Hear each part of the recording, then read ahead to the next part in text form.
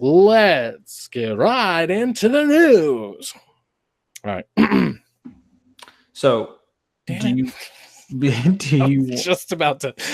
do you want to establish us as Nick and Nate's weekly grind? Yes. Okay. Which is what I was going to do before you so Excuse- rudely interrupted me. Fucking excuse me. Okay. Yeah.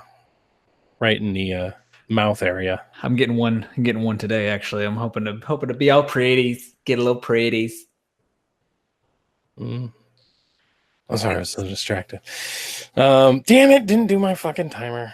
Well, it's a good thing I distracted you then. Well, actually, this one we don't do edits on, so fuck it. Fuck it. Fuck it. All right. Fuck her in the pussy. All right, ready? Mm-hmm. Hey, everybody. Welcome back to ThreadX3 production, and we are bringing you a brand new thing, which is actually kind of old, but we're giving it a new name. Nick and Nate's. I almost said, damn it, I almost said 90s nostalgia. Nick and Nate's, fuck you. Nick and Nate's weekly grind. Weekly grind.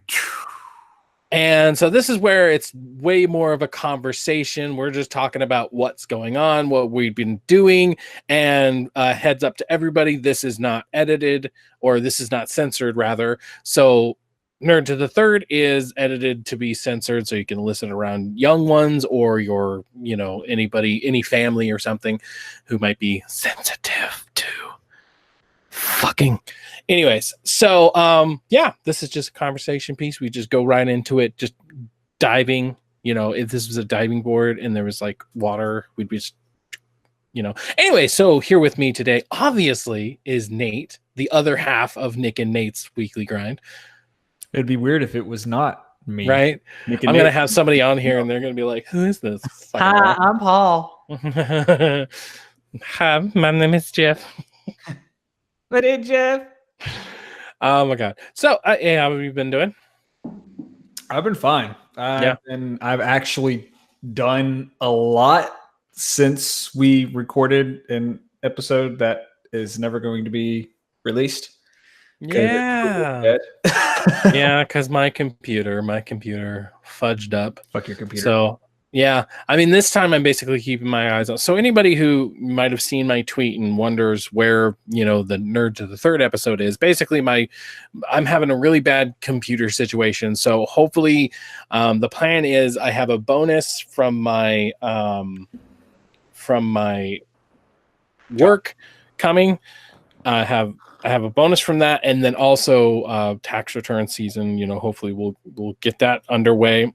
And so with that, with the bonus, with the tax return, I'm going to be getting a nice laptop, and so these kind of problems hopefully will stop happening.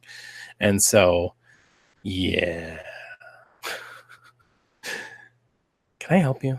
It's me, Luigi.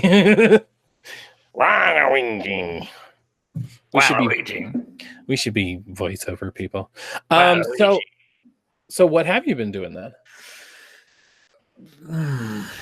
No, I've actually, for some reason, if you know me, you know that I'm pretty consistent in I have a repetition of things that I'll do. Like typically on my days off, which are where today, when we're recording, I'll get up and I'll cook some breakfast. My wife will go to work, and then I'll just play whatever's on my table. So for the past couple weeks, I've been going through Spyro 1, and finally beat it about a week ago. And now, and then at the same time, last Tuesday, I started Spider-Man again on New Game Plus on Ultimate difficulty. And so, I did a little bit of that. But I also watched a movie for some research that we're doing, and that's what I did this morning. Oh yeah, Hercules. No. Oh, okay. No. What did we watch? I watched Solo again. Oh, that's right. We got to do that. Yeah. Look out for that, people. But I've actually been doing a lot of gaming stuff too. On Sunday, I decided my mother-in-law came in the night before, and she spent the night because they were going to go to Torrid the next morning to go shop at a clearance sale they were having. Well, they didn't end up waking up till about like 9 o'clock. So from like 7 to 9, I was up by myself. And so I was kind of been popping around on the computer, looking at things. And I was kind of surfing around my PlayStation. And one of the things that I did was the guys over at PlayStation Best Friends, Jeff, who's been on the show before, one of the members, on their podcast for the past couple of weeks, they've kind of been on a roller coaster of Black Ops 4. They're like, I love this game. Game's great. And then this last episode, all of them were like, dude, fuck this game. Like they were like, this game is fucking ridiculous. And Miguel, one of the co-hosts, he loves Call of Duty Ghosts. And sorry, could you say that in English? Miguel? It was a bad joke. Yeah, that is a bad joke. Anyway, he always talks about ghosts, and on this episode in particular, he was like, just go back and play Ghosts. He was like, it's solving the problems that I have right now. Yeah. And so I had Ghosts a long time ago. I bought the hardened edition, which is what I always do for Call of Duties. And it got stolen a long time ago, and so. I think a year ago, I found it again on eBay. Like literally, people are giving away this game. Like if you go and search Call of Duty Ghosts on eBay, one of the first few pictures are pallets of the game. Oh God! So I ended up getting the hardened edition again for like $20. So I got a whole pallet. Yeah, I ended up getting the hardened edition again for $20, and I've had it for a while. And so nice. I was like, let's pop this in. Let's like re-download some stuff. Let's just jump right into it. And I was playing it. And I was actually having a lot of fun. Yeah. And I remember having fun when the game first came out, but also being like, because that was just after Black Ops 2. Yes. Because it went Black Ops 1, Modern Warfare 3, and then Black Ops 2, and then Ghost came out in 2013. So yeah. And I remember being like, this isn't the same. Like it feels like Modern Warfare gameplay I've played before, but there's a little bit too much to it. Well, now going back to the gameplay we have with like Black Ops 4 and it just being all over the fucking place and like all the things you can do, it was really nice to go and just play a simple Call of Duty game. Yeah, I could get that. I mean, personally, I am definitely one of the people who absolutely loved Ghost. I felt like in a lot of cases it's one of my favorite, not the favorite, because let's face it, everybody's is like Black Ops 2. I feel like universally, if you're a Call of Duty fan, like Black Ops 2 is your favorite, correct? Yeah. But I'd say next to that, very, very close to that, is Call of Duty Ghosts. Now, I've talked about this on a regular, and one of the main reasons is because of Extinction. I freaking love Extinction, and I really, really wish, especially since their next one. I know that I'm a broken record. I'm sorry for anybody who's been here for a while, but for you new people, I am such a broken record, but the next one was in space. I got so excited, legit excited. I'm like, oh, great. Aliens in space. It made sense. But instead, they're like, how about 1980s David Hasselhoff zombies? I'm like, what the fuck, man?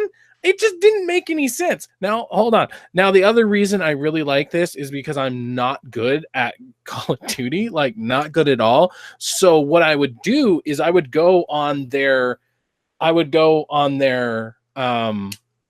guess it was like their practice, quote unquote. You could basically play the game with a bunch of bots. Squads.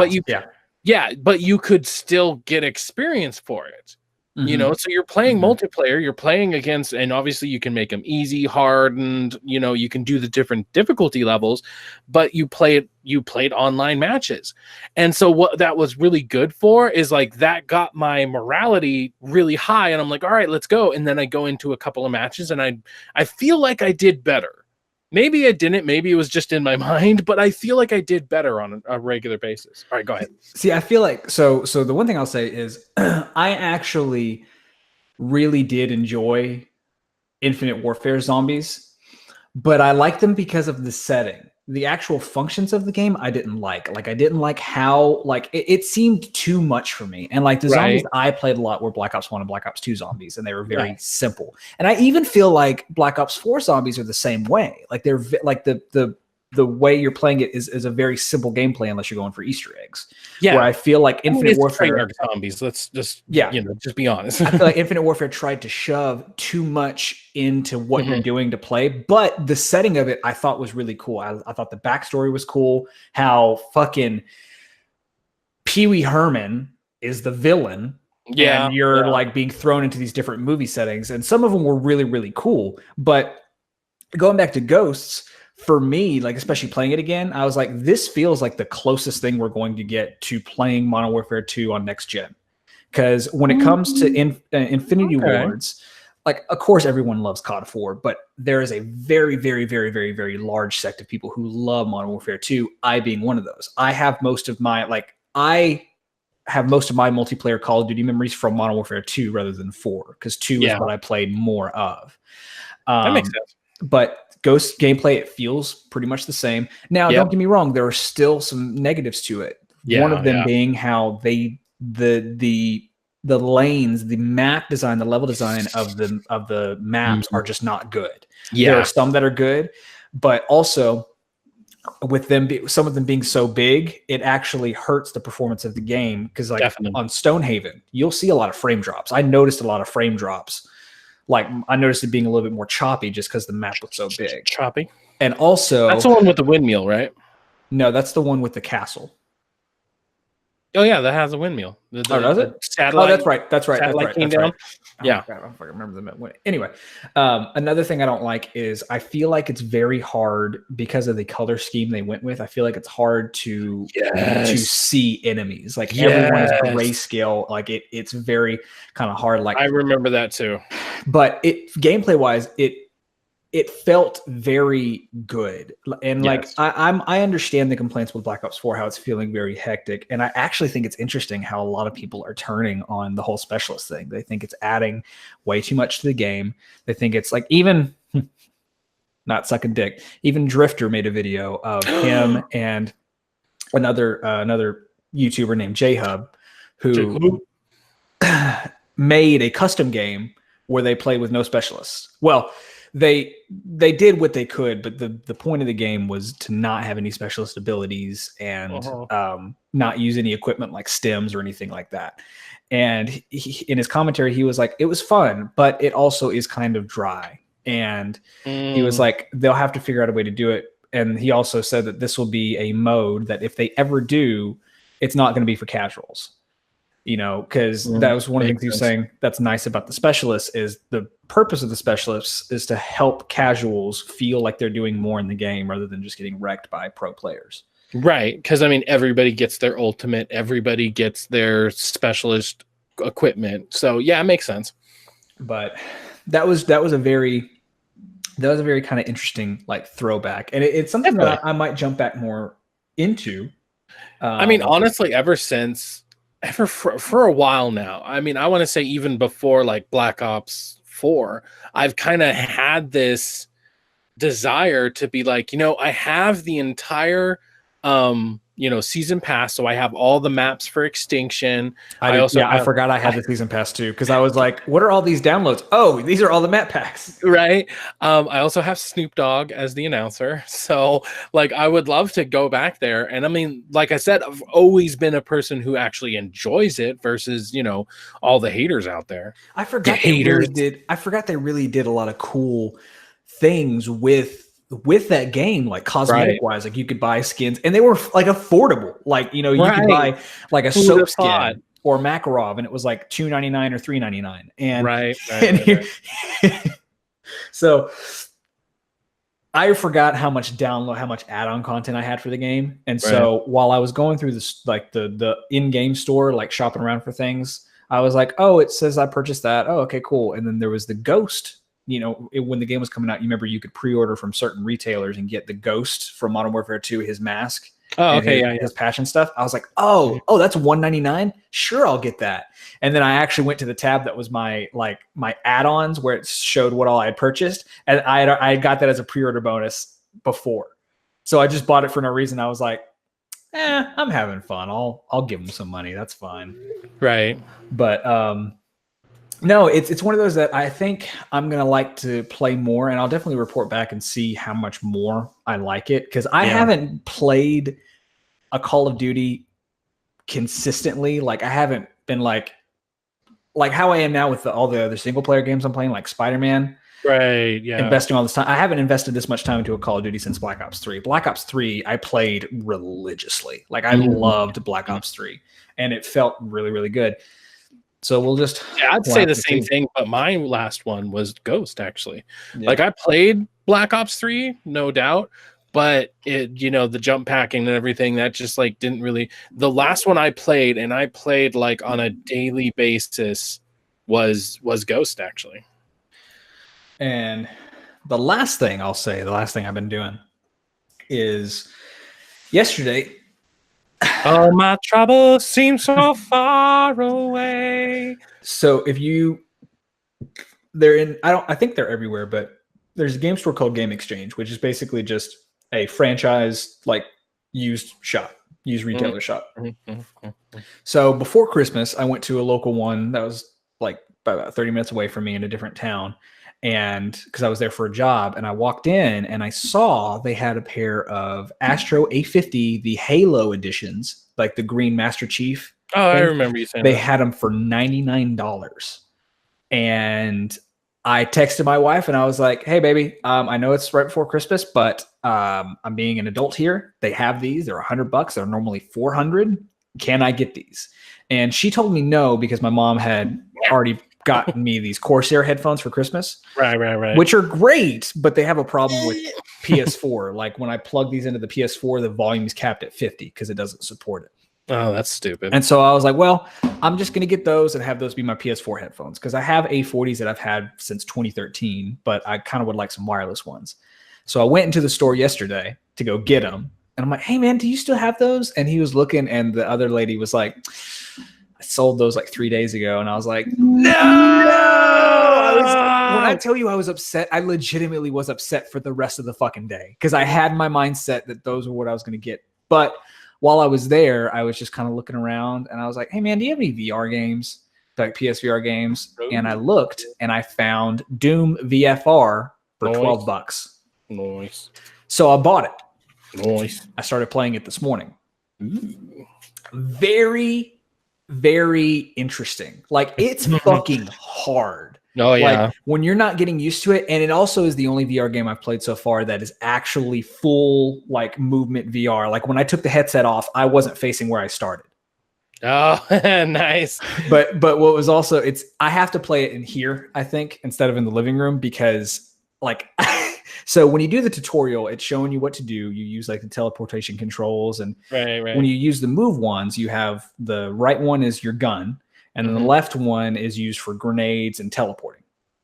Okay. So in the tutorial part, when it was showing you how to throw grenades, like you had some enemies on different platforms. And so I was like, you press the trigger on the move controller and like you throw the grenade. Well, I was trying to reach this guy at the very top. And so I pressed the trigger and I went like that, and I heard thunk, and I was like, I just hit my ceiling fan. I was like, shit. And so I like crouched down a little bit, and like I tried again, like it's kind of like halfway through it, and I got it. But I was like, shit. Oh, this is dangerous. But it's hard because dangerous.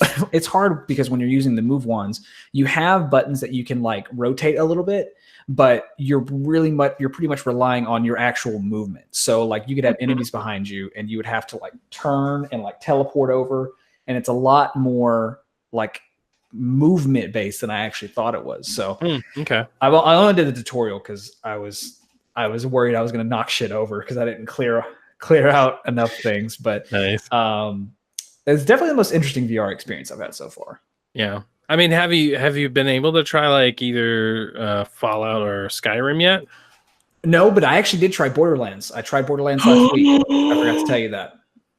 How was it? I'm gonna have to do adjusting on my camera and the VR itself, because the field of view was way too close to me. Oh, geez, so I'm gonna have to change it to where it's a little bit out farther. But that is the only time I got a little bit disoriented. Not very bad, but after about an hour, I was like, okay, I gotta take a break. Because the function is, and the best way to use it, everyone says, is the DualShock 4, which is what I did. And the way, when you have the DualShock 4, the way you aim is you look at the target and you shoot it. And which works. It works just fine. You can also teleport if you want. But the issue I had was purely technical, and where it was way too close to me. And then, like, because it was so close, the HUD parts, like, I was straining my eyes because I couldn't see them because they were kind of fuzzy. And so it was very technical issues that I was having. So I'll have to. Can you adjust the HUD, like maybe move it so it's not in the corner? I've just got to change my field. Like, I've just got to change what I think it is it wants you to be about 5 or 7 feet. And I think it's about 5 feet from where the camera is to where I'm sitting on the couch. Yeah. And I think if I just adjust it to where it shows it's projected out a little bit more, it'll be easier for me to play. Nice. But yeah, so that was the first VR experience that I've had that I wasn't as high on. Just purely because of technical reasons. Yeah. Interesting. Well, me, let me tell you. Let me. First off, I want to talk about Spider-Man because we both seen this, so this is something we can both talk about. Spider-Man just came out with its trailer for Far From Home. So, what were your thoughts on it? Because you just said interesting, I think is what you said. Was not what I expected in the slightest. Like, yeah, in a good way, or in a good way. Okay. So let's take a walk. Let's take a walk. So my opinion on Homecoming is not very popular. Okay. I really like Homecoming. I do, apart from Spider-Verse. Spider-Verse is 100% the best Spider-Man movie ever made. Ever. Homecoming, as far as live action, is definitely my favorite Spider-Man out of all of them. I think that it does Spider-Man right. But my problem with Homecoming, especially when I saw it, and then when I saw it a second time, when I saw it a second time, I liked it better, but I still had the same sentiment of Spider-Man to me felt like a cookie cutter Marvel movie. Yes, absolutely. So when you have something compared to like Civil War and Winter Soldier are fucking special. Oh my God. They're so special. And then you go to Homecoming and it's like, this was a good movie, but this was very much a formulaic Marvel movie. Yes. And I think that might come down to just franchise fatigue because as many people have been pointing out, they do have a formula and they stick to it very good. I mean, the one good thing I can say about, and I feel like everybody has said this, but the villain was so good because he wasn't so bombastic that it's like, okay, why aren't the Avengers showing up? It was a lot more personal story. And so that made it so much more believable that when Iron Man didn't show up or Captain America, well, obviously Captain America because Civil War, but when certain people didn't show up because there's this giant sky beam in the sky, when that didn't happen, it made sense because it was a lot more personal story. The villain was great. And then I loved the mentor ship. And yes. The scenes with Robert Downey Jr. in the movie are my favorite. It's not just because I love Robert Downey Jr., but I feel like it's giving Peter a surrogate father figure is great, especially the combination of how we didn't get an origin story with Ben. And then we got a father-like figure for him to look up to and to really share that relationship all the way into Infinity War.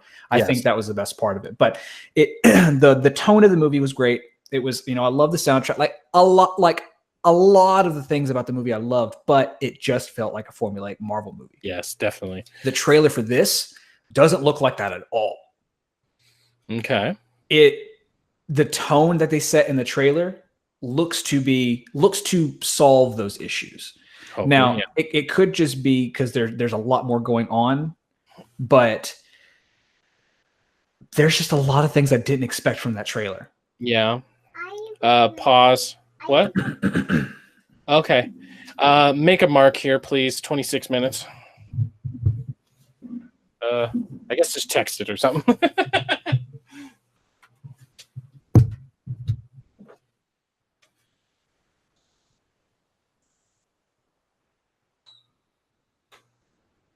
I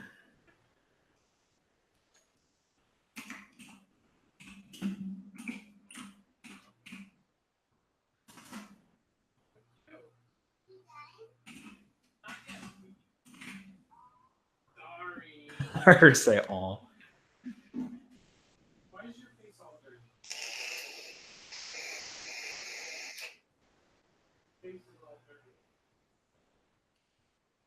Smoking on my vape stick. My vape stick.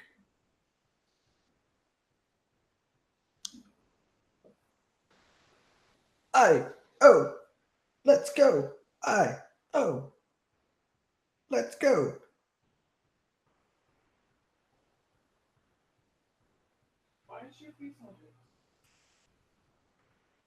Go and do a Taiwan.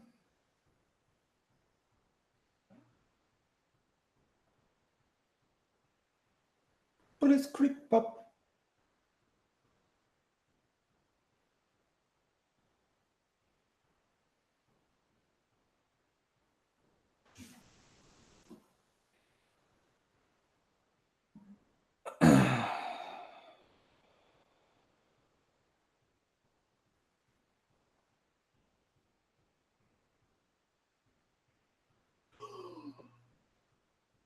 Zoe Ann, is this makeup?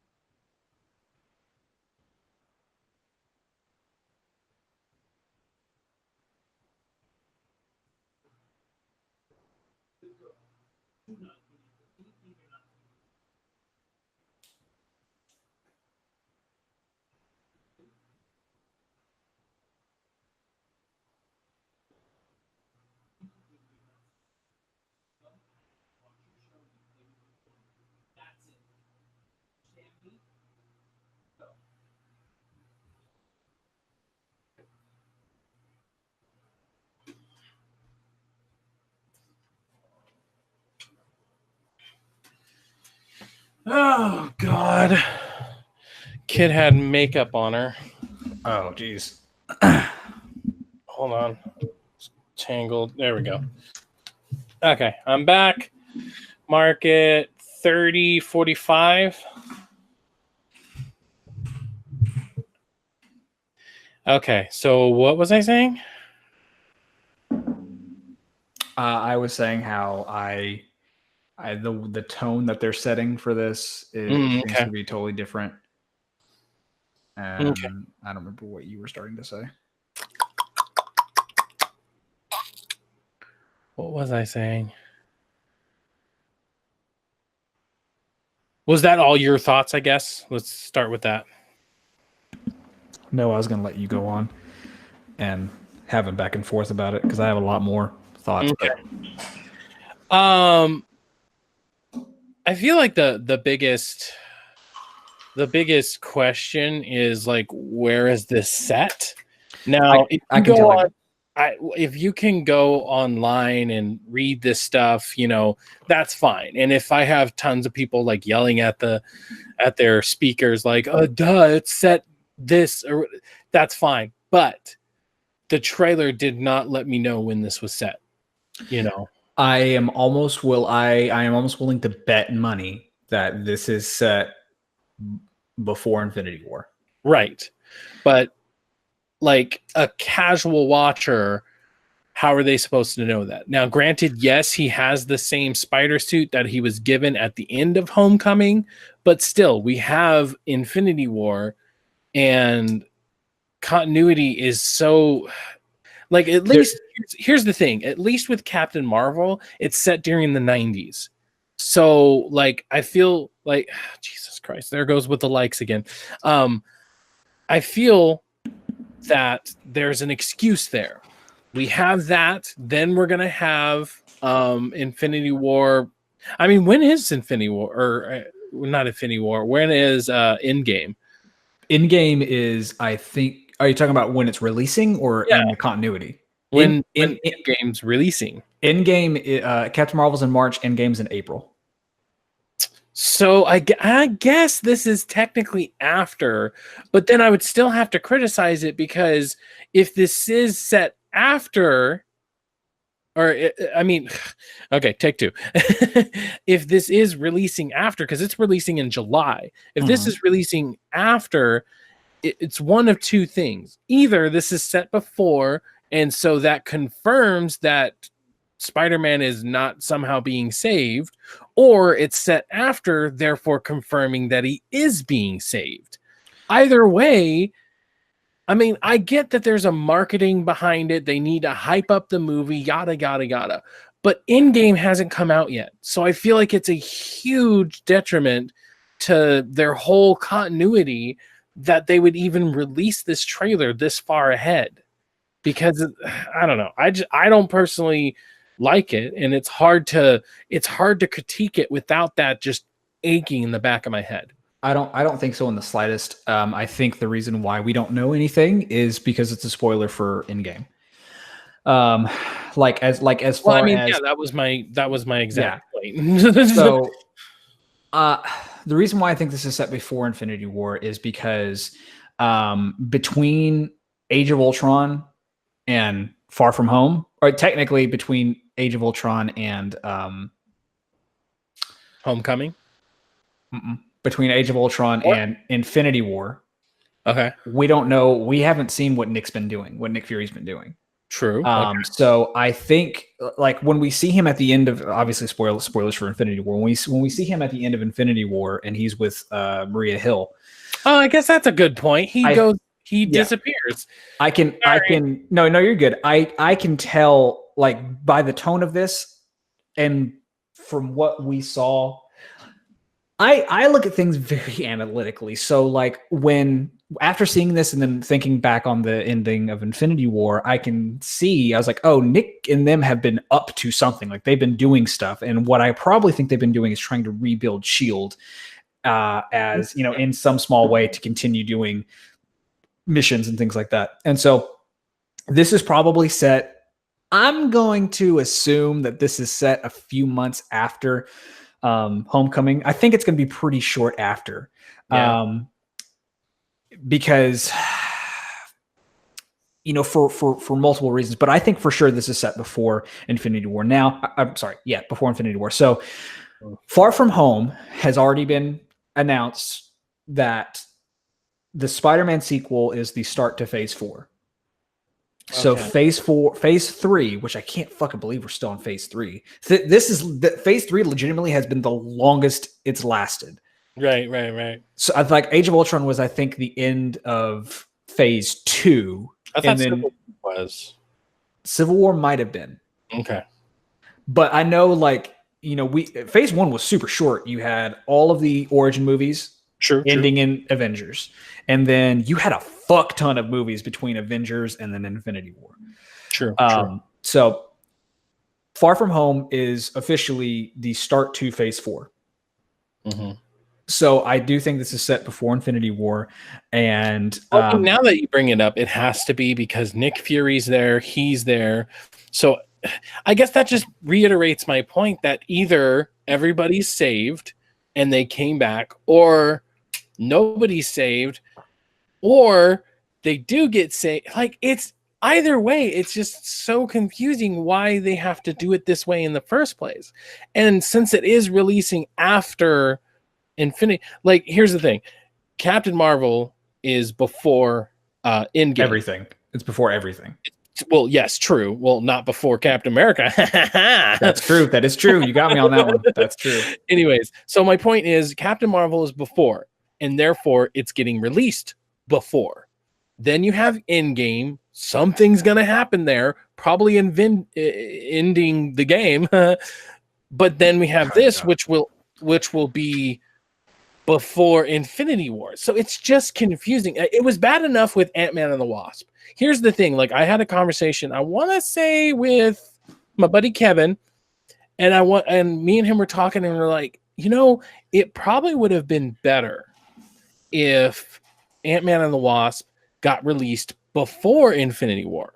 Because the entire time we're watching Infinity War, all we're really wondering is, well, what's going to happen? We know they're going to die, or we know something's going to happen. And so then the end credit scene, or the mid credit scene rather, he's stuck in a quantum realm and they disappear or whatever. Mm-hmm. And I was talking to my buddy Kevin. I'm like, how much better would that experience would have been if we would have saw that before Infinity War? Because think about it. We just went through this nice adventure. It was quirky. It was fun.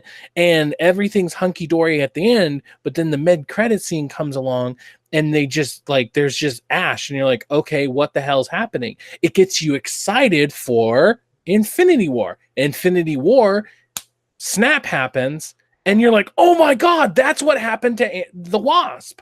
Yeah, I think... I think you have a point there for sure. I think that Ant-Man and the Wasp was a casualty in more ways than one for Infinity War.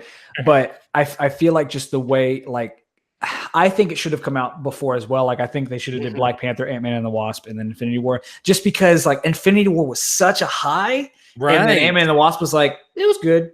Well, think about it this way then too. We have March, Captain Marvel, awesome. April, which is just the next month, Endgame, awesome. Then July 5th is when this is coming out. So July 4th weekend, how much better would this have been, especially for time, for the fucking timeline? How much better would it have been for Infinity War? July 4th weekend, you get to finally understand what happens and how they're going to get out of this mess. Instead, it's April, and we're going to have another Ant-Man and the Wasp situation with Far From Home, which sucks, because I feel like in most circumstances, in more circles, Spider-Man is like one of the favorite Marvel characters. And so for him to be kind of given this treatment kind of sucks. I don't think this is going to suffer the same fate, because for what you just said, Spider-Man has got a lot more. Like, I'm way more interested in this than I was in Ant-Man and the Wasp. Like, I actually saw Ant-Man and the Wasp when it came to. So I don't think it's going to have that casualty. The thing that I'm most interested about at this whole thing is what's going on with Mysterio. Yeah, I have a theory. Would you like to hear it? Go ahead. Because here's the most confusing thing about the trailer. The trailer, he shows up and he's like, you don't want to be a part of this. And then he starts like doing his like energy beams at like the water or whatever. And there was one with water. There was one with, dust. There was one with fire. And then there was one that looked like a poison cloud. Or no, that was him when he showed up. Never mind. Correct. Either way, there's like different elements. Okay. Here's my theory. Because at the very end of the trailer, you see they're talking about Mysterio and like, who is this guy? He looks really cool or whatever. He's like, oh, that was a fucking great scene. That was a good scene. Yes. But here's my theory: is that Mysterio is behind all this, and it's his plan. He's making like a syndrome. Yes, exactly. Thank you. You actually took the words out of my mouth. Yes. He's basically making it look like he's fighting these monsters, but as we know, Mysterio can create illusions. These illusions can still, destroy things. They still have like physicality. So I'm thinking he's controlling these things and he's making everybody think that he's on their side just to turn around and, right, reveal himself, I guess. So check Discord. I just sent you a link. Mm-hmm. The image is an image of Mysterio from the trailer. Yes.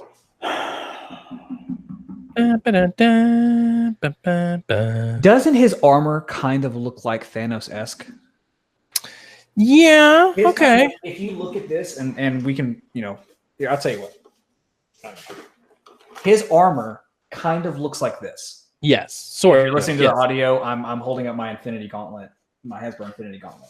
Yes. Which makes me wonder a couple things. One, is it going to be a similar situation to Homecoming, where part of the reason why everything's going on is because they stole the Chitauri equipment and guns? Yeah, right. So is his suit of armor alien? Like, is it some kind of Chitauri thing? Because everything that Marvel does, they do with a purpose and do with a reason. Right. So that's what makes me think that, and that could explain where his powers are coming from too. So, obviously, like, his powers when he was shooting out does kind of look like he has some sort of Infinity Stone, but we know that to be false because all of the other stones were accounted for. True. Mind Stone was in Vision. We had the Tesseract. He had the Power Stone and the Ether. I think it was the Ether. And then the Soul he had to recover. So So that's the biggest thing that I'm curious about. But that theory that you just said that I hijacked, definitely, I definitely think that that's a situation, and that answers the curiosity that I had about the whole thing. But yeah, and I hope they handle it right, because if I picked up on that, 18 other thousand millions. I wouldn't be surprised if by the time this podcast goes up, that theory has already been on YouTube. Because that's another question I have is, what is that? Those creatures look very Sandman-esque. Yes. Like, especially the dust one. The very first one, obviously, it was very Sandman-esque, but then you start seeing water and fire.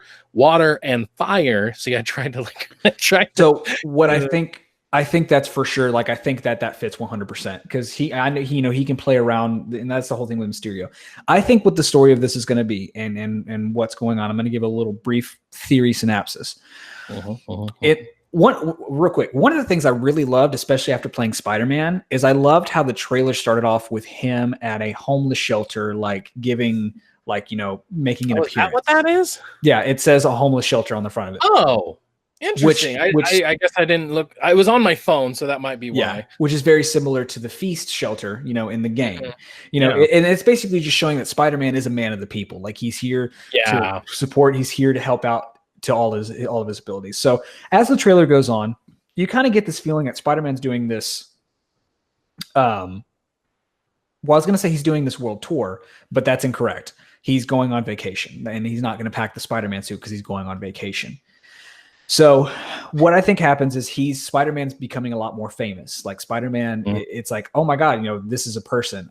I think that's where your theory goes into, where Mysterio, he's in a different, obviously he's not European, because he's got a very specific English accent. So I think that he's trying to do this thing over here to show, hey, I'm another superhero, I'm helping solve these issues, and Spider-Man is getting in the middle of it. My biggest question, and I don't think it really is going to be something that's going to be hard for them to explain, is I'm curious where the different suits are coming from. They're probably coming from Tony, but I want to know what the context of them are. Oh, that's a really good point, because we saw like a black one that was almost like noir-esque. Yeah. Now the one that we've seen him, like when he was on Jimmy Kimmel, or was not Jimmy Kimmel. I don't know. What's the other one? The other, when he made that appearance in the costume to say, hey, Spider-Man Far From Home is coming out in 2019. That wasn't his Homecoming suit. It was red and black. It was different. So I think the context for that is he didn't pack his suit, and he had another one. Happy had another one. But I'm curious the context of the noir suit. Like, why have the different suit? You know what I'm saying? Yeah, I'm definitely worried. I'm well, I guess worried is maybe not the right more, but like cautious because then like, why are they doing that? Are they literally doing that just because the game came out and for marketing reasons? Is there going to be a really good story reason for it? If there is a story reason for it, like why couldn't they come up with an excuse like, oh, this has always had that ability to turn black, but you just, it was buried in all the layers of code. No, that's a wholeheartedly different suit. I mean, that's I know. a That's tactical suit. Yeah, I know. But I'm excited for that. If that's actually a noir suit, we haven't seen a modern noir suit at all. Yeah, we've seen Spider-Man Noir in his form, in his noir form. Back in the 20s and 30s. I go where the wind takes me. What is this? I'm gonna take this. I can't figure it out. Nick Cage was fucking perfect as Spider-Man. Oh God, so much. But yeah, no. So this trailer really did surprise me because it looks like it's gonna remedy the problems I had with Homecoming. Okay. It looks really good. This trailer was very multifaceted. Like I loved, and I loved when we see Nick Fury again, and So whenever Ned gets shot in the neck, I thought that was Mysterio. Like I thought that's where it was going. Yeah. And he sits in the corner and he was like, "We need to talk." And then he was like, "Is he going to be okay?" And he's like, "You might want to roll him over so he doesn't swallow his tongue." That was a really good exchange. But yeah, I think what's going on there is, Peter was on vacation and he, of course, because Nick knows everything, he knew he was there. He was like, "Hey, we have a situation developing and we need your help." Yeah. And so that's a lot of that is what makes me think that it's before Infinity War. Right. Because we really don't know the time difference between Homecoming and whenever Peter was on the bus in Infinity War. Yeah. So do you have any other thoughts about the trailer? Yeah. So the whole illusions with like the fire, water, and earth or whatever, the problem with those is like the same problem we would have had with, let's say, Ant-Man and the Wasp. Like there was some parts that were like having a city show up on like the San Francisco pier. I think it was San Francisco.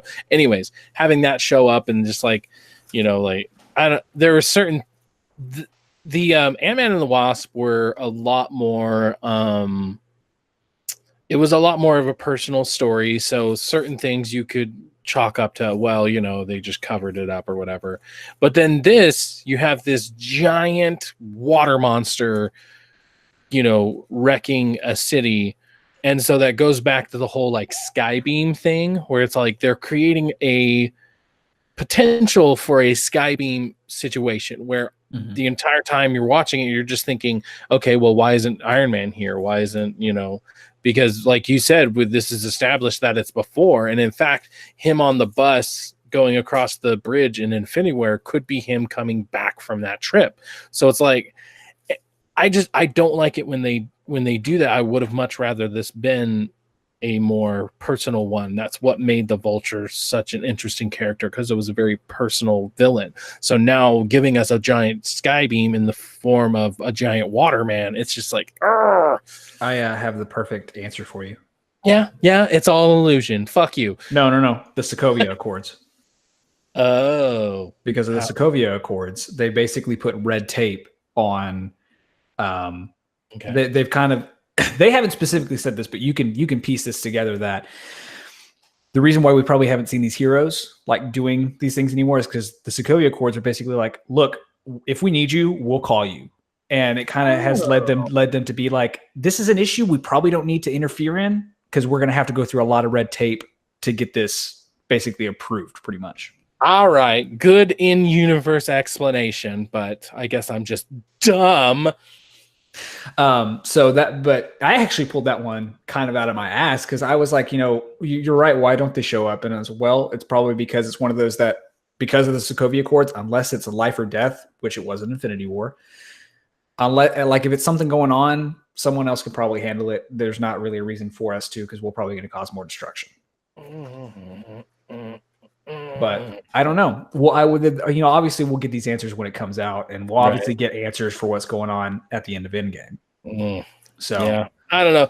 I mean, from a marketing perspective, like I said, the fact that this comes out afterwards is it's just confusing. And why did they have to do it? And I mean, like, I'm not necessarily confused. I'm just more like I don't understand why they're doing it. Well, so I guess I am a little confused, but I'm not confused because like I'm stupid and I don't understand. Like I understand that yes, there's a good chance this is obviously before, but it's like for the average person, just the average Joe going to the movie theater, you know, because that's the thing about Marvel is that they're trying to appeal to every single person. So the average person, they're not going to know everything about the Spider-Man universe. So how would they know that?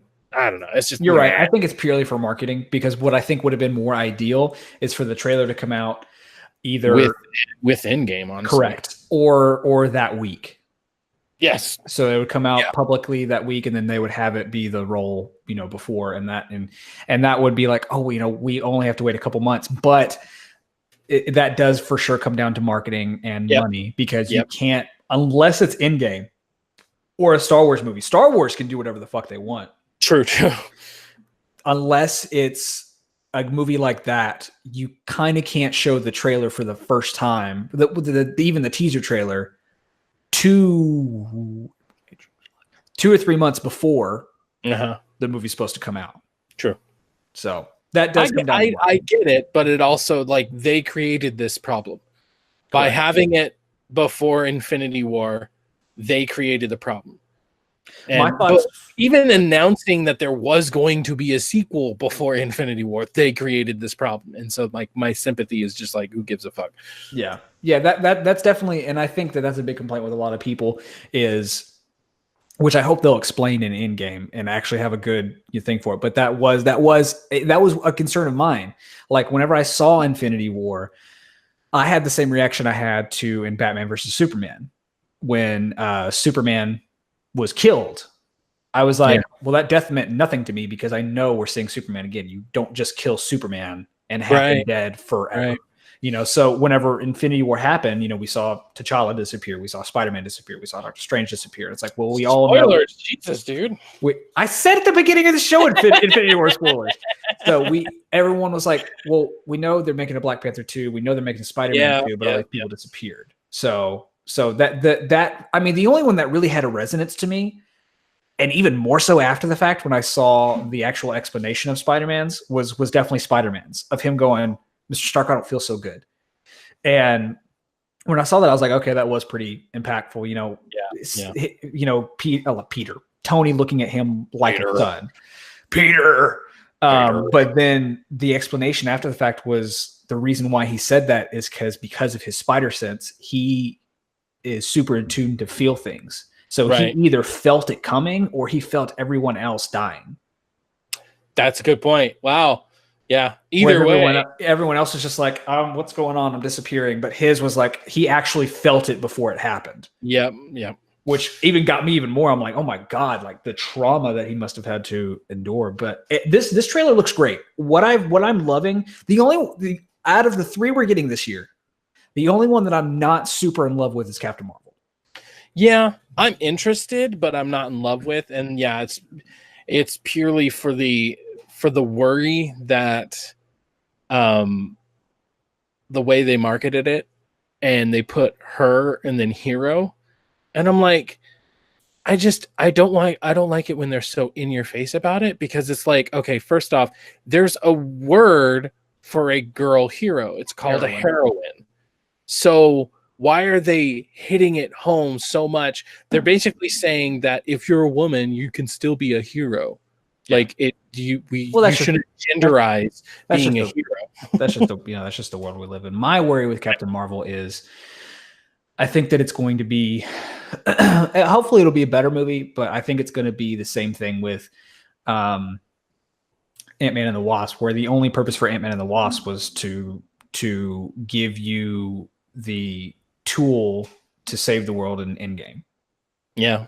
You know, that was the whole purpose of the movie, is the quantum realm, him getting stuck in it and then somehow getting out of it. And then the quantum realm probably being the thing that they're going to use to save everybody, which I think is going to be great. But that was the only purpose of that movie. And so I kind of feel like Captain Marvel. Now, it will be cool. I'm really excited to see 90s S.H.I.E.L.D. I'm really excited to see young Nick Fury and see how everything got started.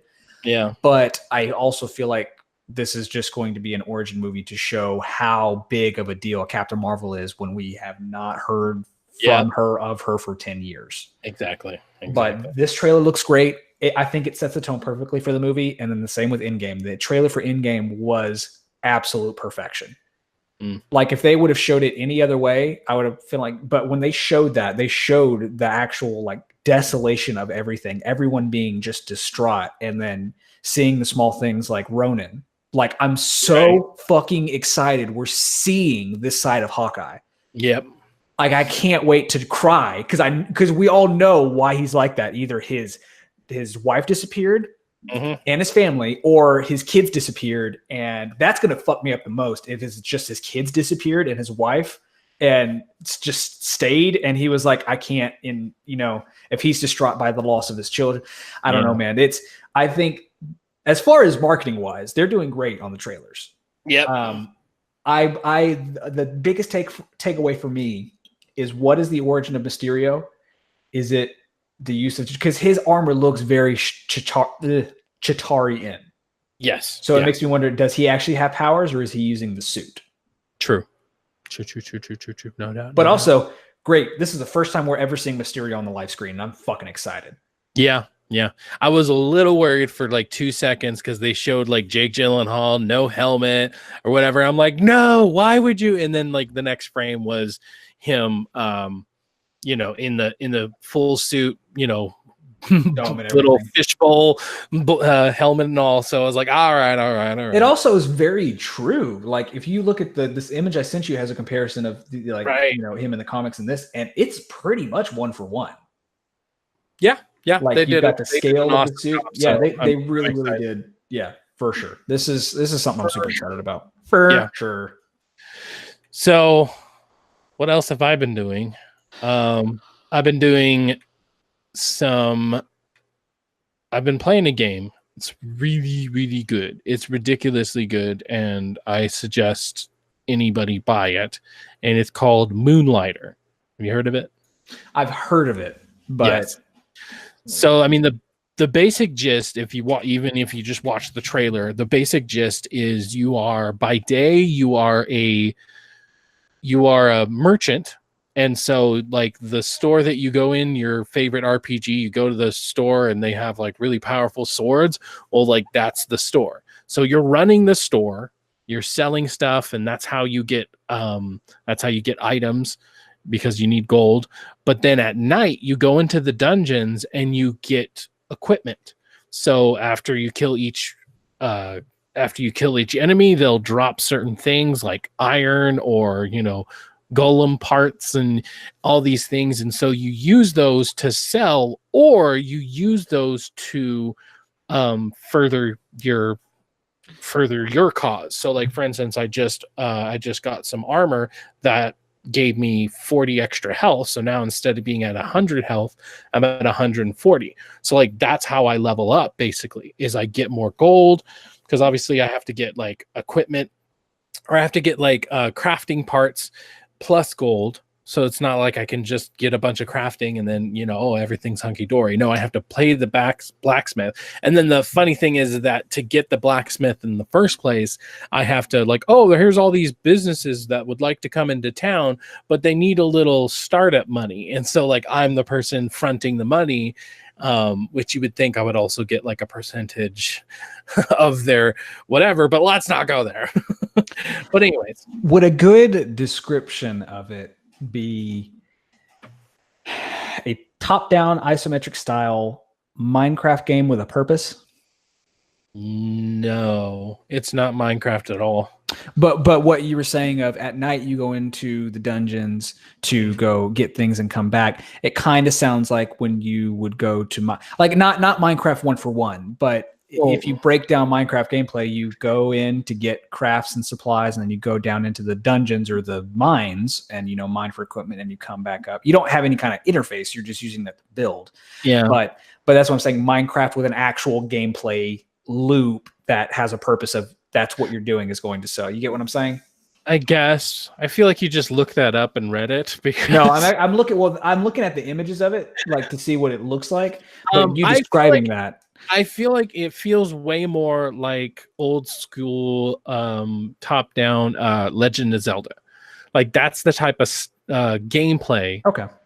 And then it just adds this like economy on top of it, like legit economy. Like I put things up for sale and people will go up to it and either they'll have a smiley face and they'll buy it, or they'll have a angry face and they won't buy it, or they'll have like a neutral face and they're like, so they're not really happy about it, but they're still going to buy it. So I have to figure out, and of course it doesn't tell me how much each item is worth. So I have to like start at an item, or I have to start at a price that I think they are. And then if they don't like me, then I can look at my journal. It's like, okay, they didn't like it at $100. What about $90? Okay, $88. Like I'm trying to get as much as I can for the item, but also, not get gypped on it. For me, this might be a good Switch game, and I'm pretty sure it is on Switch. Oh God, shut up! Well, that's a good metric nowadays. This isn't a game for sure that I would play on my PlayStation like at all. Why?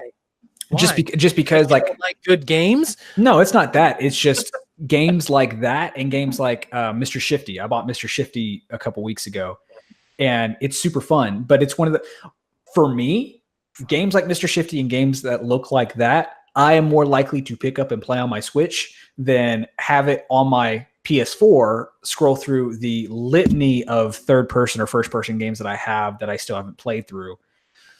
What I'm getting at is on the Switch, I'm more likely to play it. On the PS4, it's more likely to get buried, and I'm going to play something else. Because my Switch library isn't as extensive. Yeah, I guess so. I mean, obviously, I'm enjoying it on a TV, and so I don't need a Switch. It's like the same way. It's like the same way with the Messenger. Messenger is a perfect Switch game. On PS4, I'll play it, but I'm just sick of that saying. Why can't a game just be good? And I mean, that's what I'm saying is the reason. The reason why people are like, it's a good Switch game is because the Switch is made for things like a game to pick up. Like that'd be perfect. A game to pick up and play whenever. Like, oh, I'm at the store, or I'm on the transit. I can play. And I understand. It's just that moniker goes on everything, and it's just annoying as hell. Because I don't get a Switch and see. Well, even if I have a Switch, there's not going to be specific games that I want to play on it. Like I would still enjoy this game because one of the reasons I enjoy it is because it was a little bit cheaper. I'll be honest, I don't know if I would have bought it for full price. Well, I don't know. It's hard to say because now that I have it, it's an awesome game, and I think I would have paid full price. But at the same time, part of my enjoyment might be because it was kind of cheaper. But anyways, another good, just to throw in here, another good comparison to this conversation, to that moniker is, the Lego Marvel games. Sure. Lego Marvel 2 came out, and I loved the first one. I platinumed the first one. Mm-hmm. And I was like, oh, I really want to play that. It's coming to Switch. Oh, that'd be a great Switch game because I can pick that up and play it whenever. It's not a great Switch game because this one in particular does so much more than the first one. You have such a larger hub world, and it on the Switch in portable mode, whatever the fuck it's called. There's too much going on. There's too much kind of chaos going on the screen. It's kind of hard to focus. So I'd gotten it for cheap on PS4, and that's where I'll play that game specifically. But that's a good comparison of that game's not a good Switch game because there's way too much stuff going on, way too much technical things going on that it's hard to play portably. Yeah, I feel like that might be for you, but I've heard that it is a good Switch game. So I feel like I would rather play it on PS4. What gets annoying about that moniker is that it gets used for almost every single thing and every single indie. And I understand, like, I'm not stupid. I see the industry, and I see that Switch it sells like 2 to 3 times better on Switch if it's an indie game. I understand that, but it's still just like, why can't it just be a good game?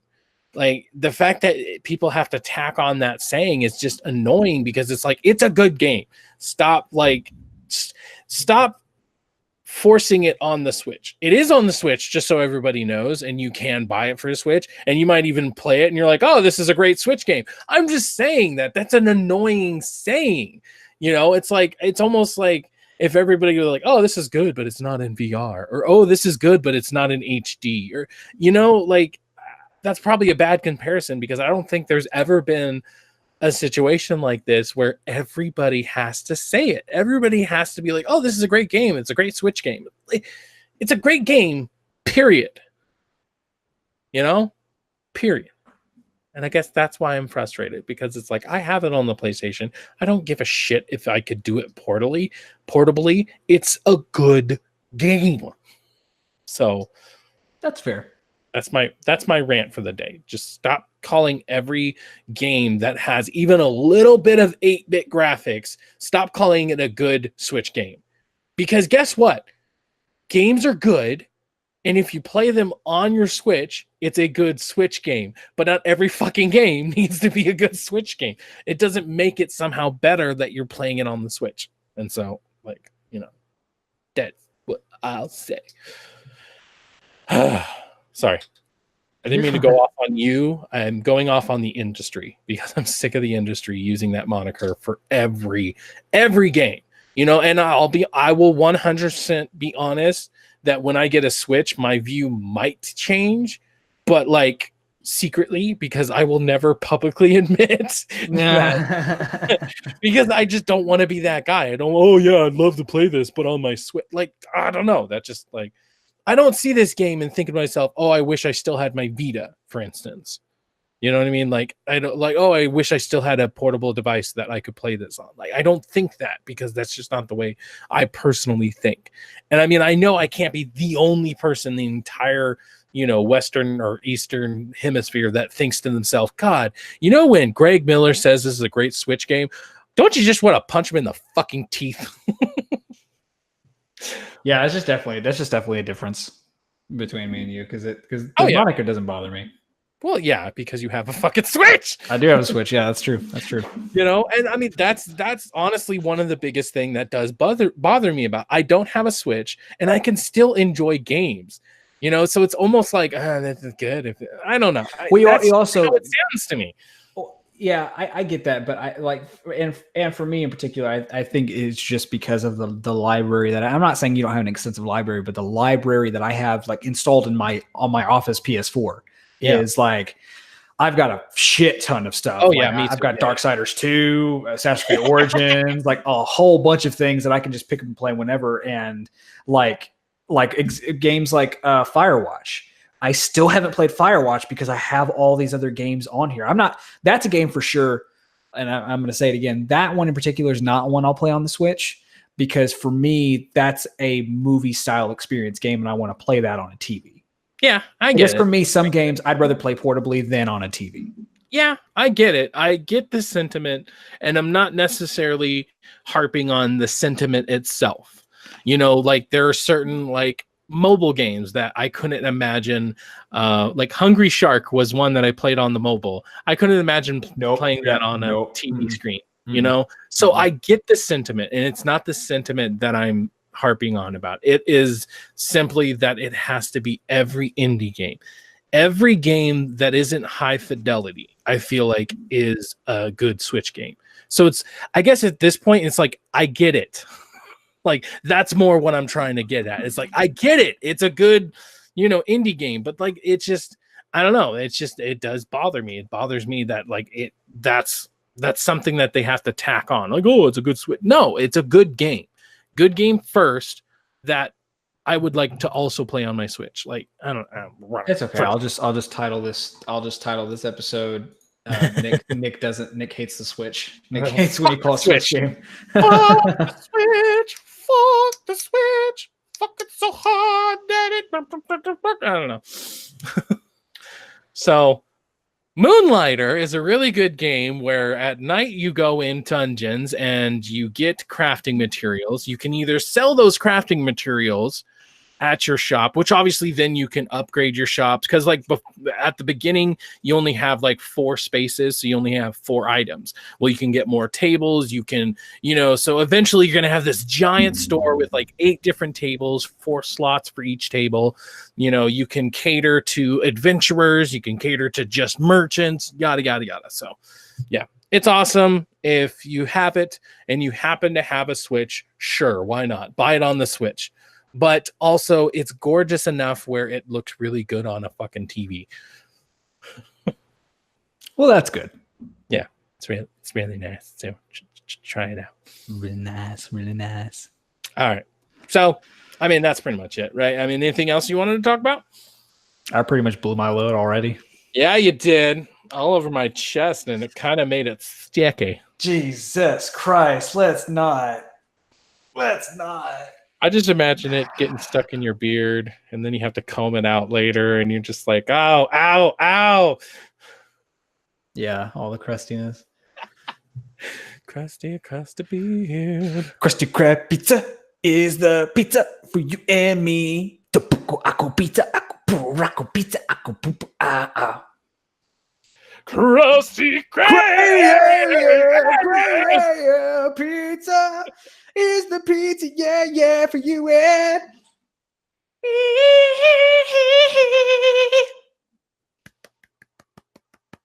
See, I was hoping you wouldn't do it so you could talk and then I would interrupt you with doing it. But no, I'm too smart for that. Yeah, it's whatever. That's whatever. Yeah. My favorite is still CAMPFARESONG song. CAMPFIRESONG song. And if you don't think that we can sing it faster, then you're wrong. It would help if you just sing along. Bum, bum, bum. CAMPFIRESONG song. CAM. And then my favorite.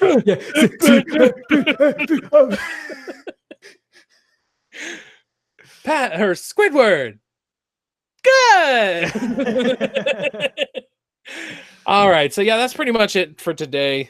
Like I said, weekly grind. We just chill out, talk about what we've been doing lately. So let us know. Have you seen the trailer? Have you played Moonlight and you hate how everybody talks about how it's a good Switch game? Let us know down in the comments below. Or you can go to TX3 Productions on Twitter, ThreadX3 Productions on Facebook and YouTube, or just add @Gmail at the end of that, and you got ThreadX3Productions@gmail.com. Thank you guys, and why don't you sign us out? Stay classy, San Francisco. Yeah.